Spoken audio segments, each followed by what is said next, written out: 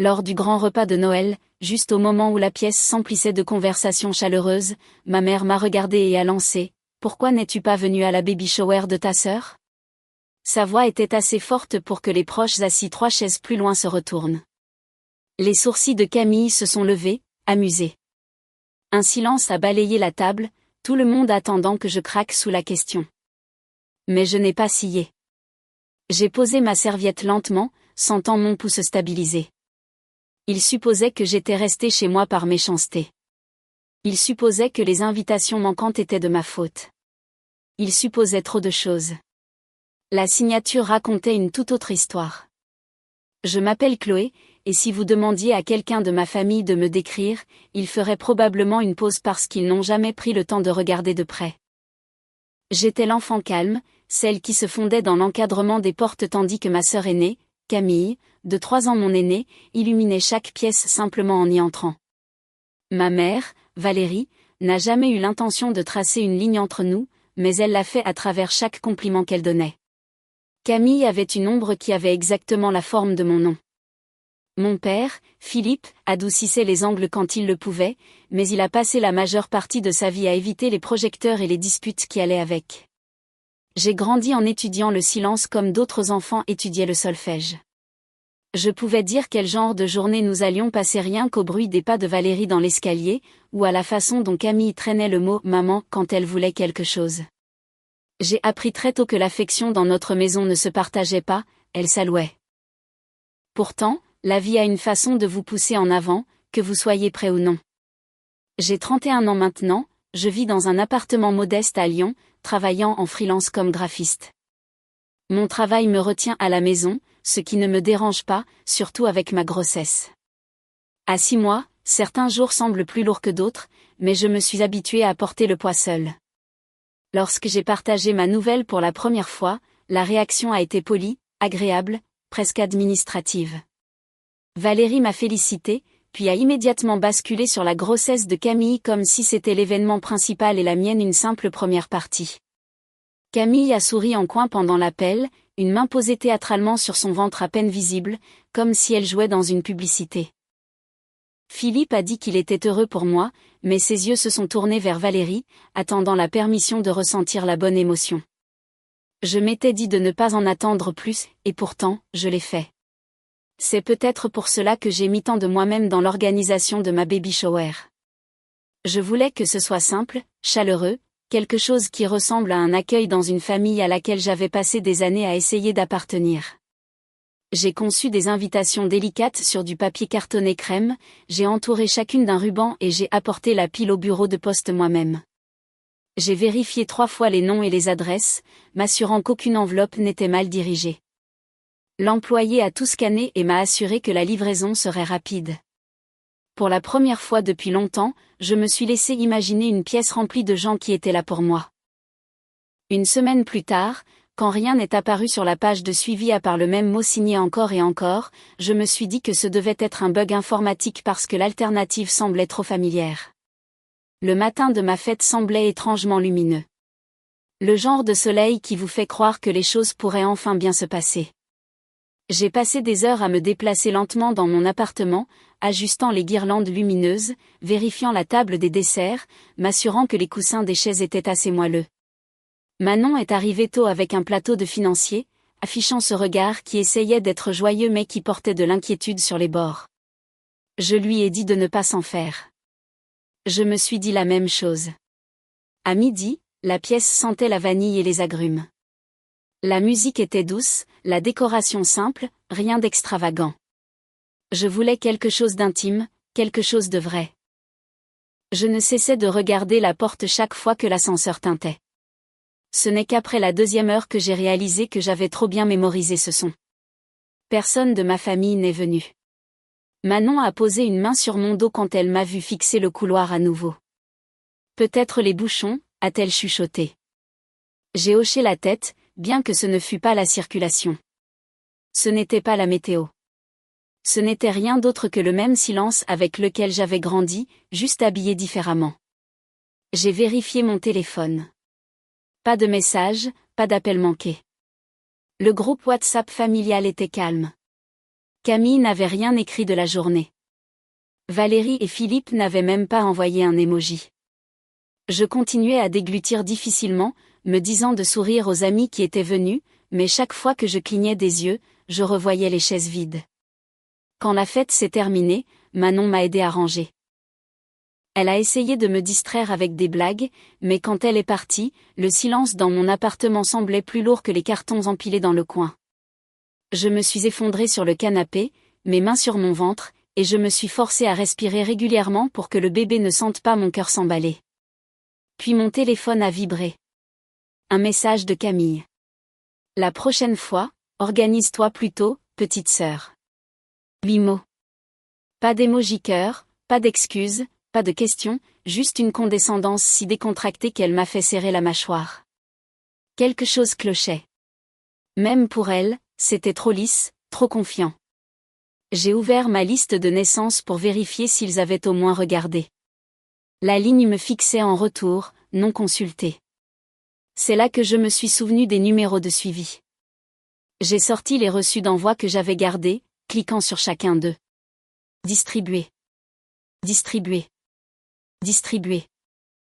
Chaque invitation marquée de la même façon. Et sous chaque statut, un nouveau détail que je n'avais pas remarqué auparavant, remis contre signature. Mon pouls a bondi. Signé par qui? J'ai ouvert l'historique de suivi pour la première enveloppe. Il y avait une signature enregistrée. J'ai cligné des yeux, le souffle bloqué dans ma gorge. Elle semblait familière. Trop familière. Ma poitrine s'est serrée alors que je tapais sur l'icône de téléchargement pour le lot entier. Les pages se chargeaient lentement, une signature après l'autre, toutes écrites par la même main. Et je savais déjà de qui il s'agissait. Je n'ai pas ouvert les signatures tout de suite. Je ne pouvais pas. Je suis restée assise sur mon canapé à fixer les vignettes des fichiers brillants sur mon écran. Mon pouce planait au-dessus, immobile. C'était comme se tenir au bord d'un précipice, sachant qu'à la seconde où l'on se penche, le monde change. Finalement, j'ai attrapé mes clés et je suis sortie, laissant l'air froid de Lyon gifler la chaleur de mon visage. J'ai atterri dans une petite brasserie près de mon immeuble, celle avec les néons clignotants et les banquettes en moleskine rouge écaillée. J'ai commandé des frites que je n'ai pas touchées, et je suis restée assise là tandis que le bourdonnement de la ventilation remplissait le silence. Quand j'ai enfin ouvert le premier fichier, l'écran s'est allumé avec une signature bouclée et confiante. Camille. Pas une version qui ressemblait à la sienne. Pas une coïncidence. Son écriture exacte. La même boucle sur le C. La même fioriture dramatique à la fin. La même pression sur le trait descendant. Une signature que j'avais vue 1000 fois en grandissant sur des mots d'absence, des cahiers, des petits post-it qu'elle utilisait pour marquer ses affaires. Ma gorge s'est asséchée. J'ai ouvert le fichier suivant. Même signature. Suivant. Pareil. Suivant.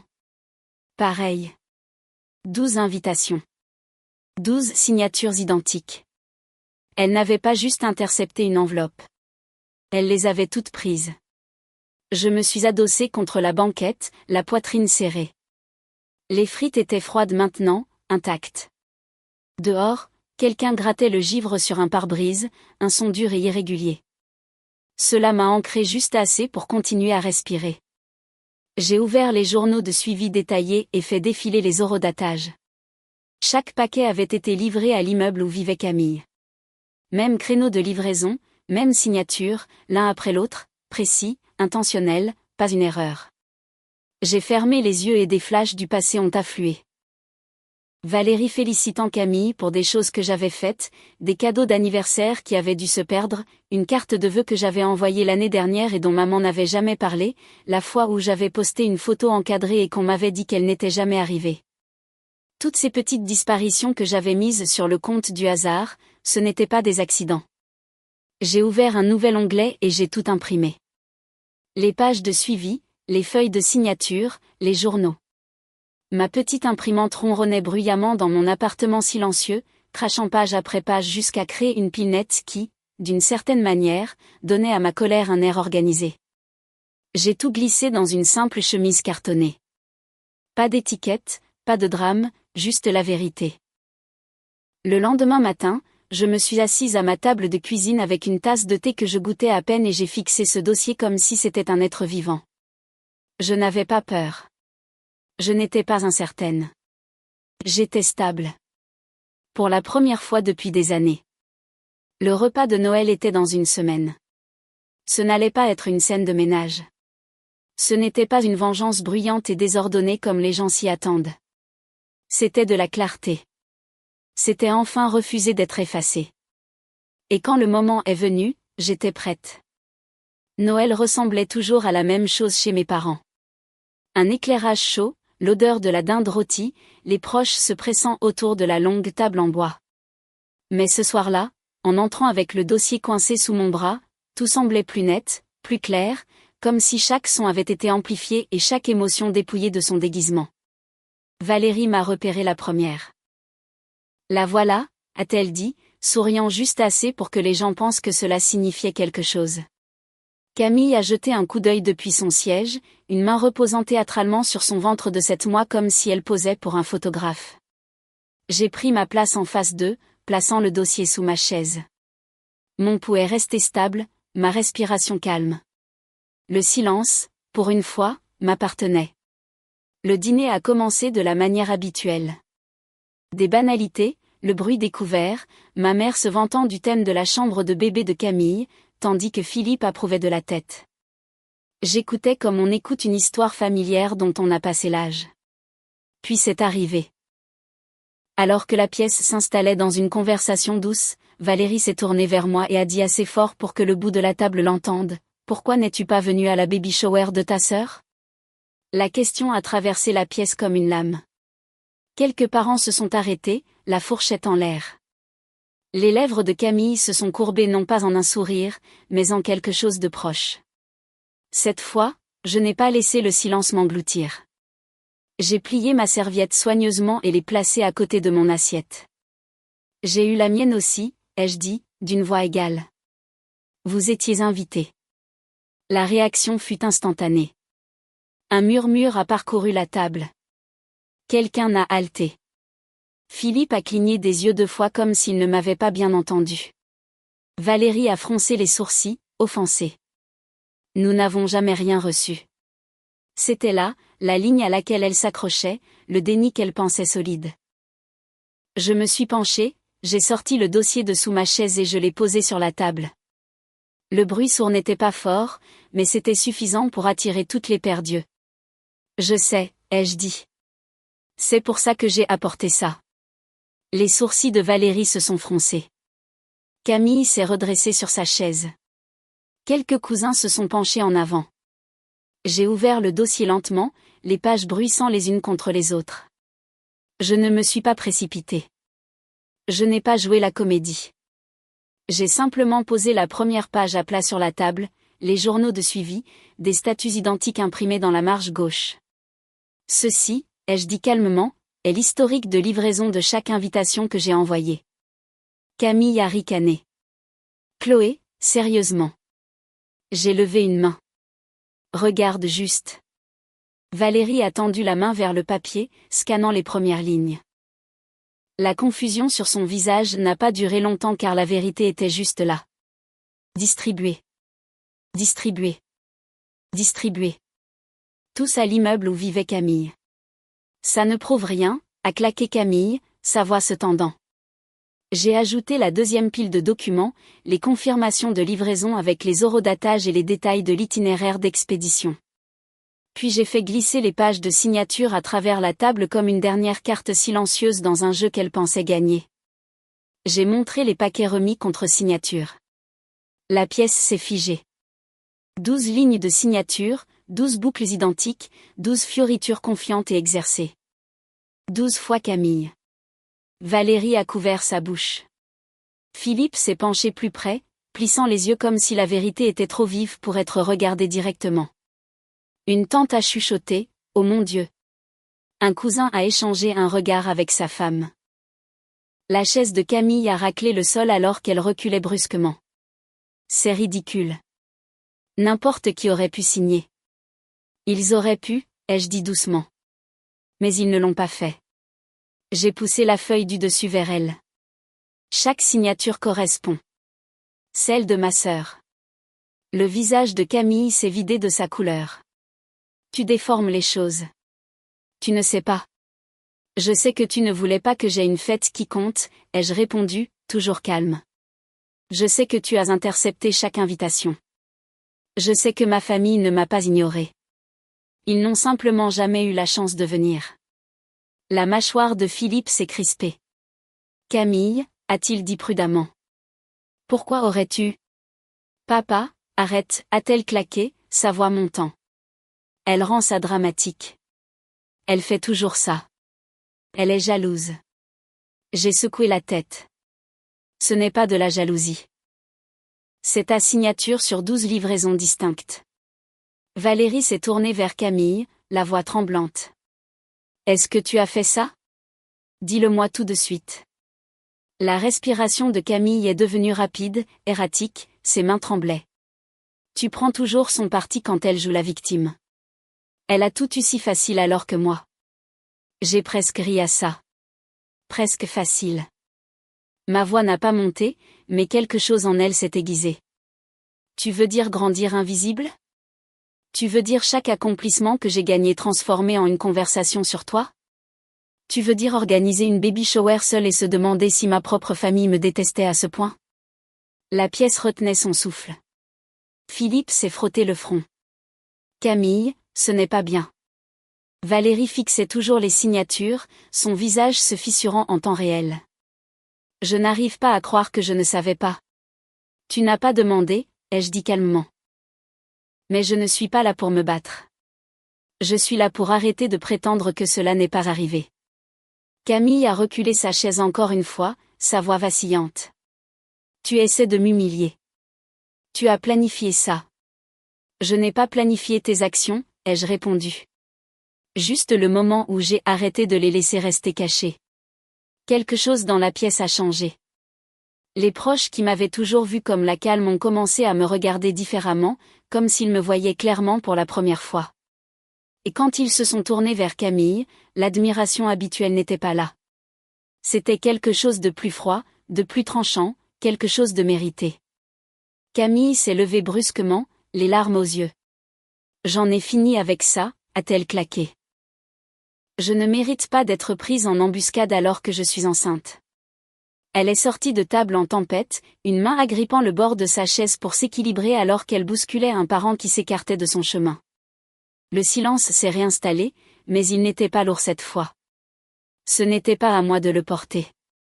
Valérie a baissé les yeux, incapable de me regarder.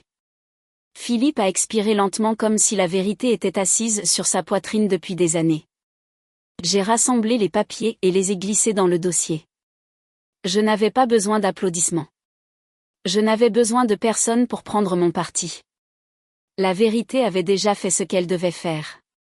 Pour la première fois ce soir-là, j'ai senti l'air remplir mes poumons sans résistance. Pas de cris, pas de drame, juste de la clarté. Et alors que je me levais pour partir, j'ai réalisé autre chose. L'exposition n'était pas la vengeance. Être enfin entendu l'était. La maison semblait différente après la sortie fracassante de Camille, comme si quelqu'un avait ouvert une fenêtre et laissé tout le bruit s'échapper dans le froid. Les proches bougeaient sur leurs sièges, murmurant à voix basse, évitant le contact visuel avec Valérie, qui était assise figée en bout de table. La fierté qu'elle portait si facilement il y a tout juste une heure avait glissé, remplacée par quelque chose de bien plus fragile. Elle continuait de jeter des coups d'œil vers la porte comme si Camille pouvait réapparaître et tout défaire d'un seul souffle, mais les preuves étaient toujours là devant elle, et elle ne pouvait pas les fuir. Philippe s'est éclairci la gorge, un son hésitant dans la pièce calme. Il a marché vers moi, s'arrêtant juste à un pas. « Chloé » a-t-il dit doucement. « Je suis désolé. J'aurais dû remarquer. J'aurais dû poser des questions. » Ce n'était pas une grande excuse, mais c'était le genre qui venait d'un homme qui avait porté le silence comme un bouclier toute sa vie. C'était suffisant. J'ai pris le dossier et l'ai tenu contre moi. Je n'avais pas besoin d'expliquer quoi que ce soit de plus. Je n'avais pas besoin qu'il soit d'accord, qu'il défende ou répare ce qui était déjà fissuré. Ma valeur ne dépendait pas de leur compréhension. Je rentre chez moi, ai-je dit, gardant ma voix stable. Pas de colère, pas d'amertume, juste la vérité. Certains proches m'ont fait un signe de tête, de petits gestes, mais sincères. Valérie a détourné le regard, incapable de croiser mes yeux. Peut-être qu'un jour elle le ferait, peut-être pas. Quoi qu'il en soit, je n'attendais pas la permission pour me sentir entière. Je suis sortie dans la soirée froide, l'air vif et honnête. Et pour la première fois depuis longtemps, le silence semblait être le mien. J'ai marché jusqu'à ma voiture avec le dossier coincé sous le bras, l'air froid mordant juste assez pour me rappeler que je tenais enfin debout par moi-même. Les familles s'effondrent de 1000 petites façons. Mais parfois, elles se révèlent en un moment précis. Une question, une signature, une vérité que personne ne peut enterrer. Je n'ai rien gagné ce soir. J'ai simplement arrêté de perdre, et c'était suffisant. Si vous vous êtes déjà senti effacé par les personnes qui étaient censées être là pour vous, racontez-moi votre histoire ci-dessous.